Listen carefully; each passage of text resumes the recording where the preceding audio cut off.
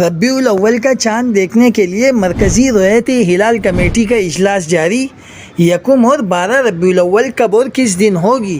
اہم پیش رفت سامنے آ گئی۔ ماہرین نے تاریخوں کا اعلان کر دیا۔ کیا آپ حالات حاضرہ سے آگاہی حاصل کرنا چاہتے ہیں؟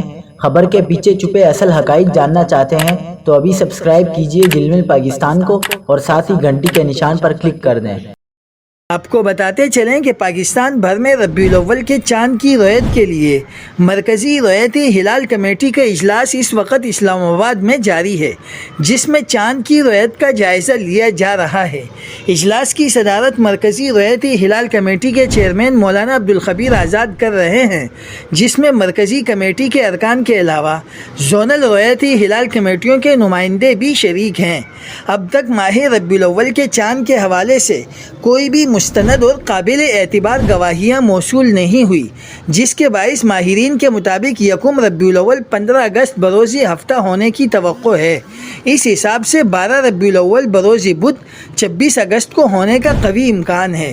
ربیع الاول کے چاند کی رویت اور نئے اسلامی مہینے کے آغاز کا حتمی اعلان مرکزی رویتی ہلال کمیٹی کچھ دیر میں کرے گی۔ مزید اپڈیٹس کے لیے دیکھتے رہیں جھلمل پاکستان۔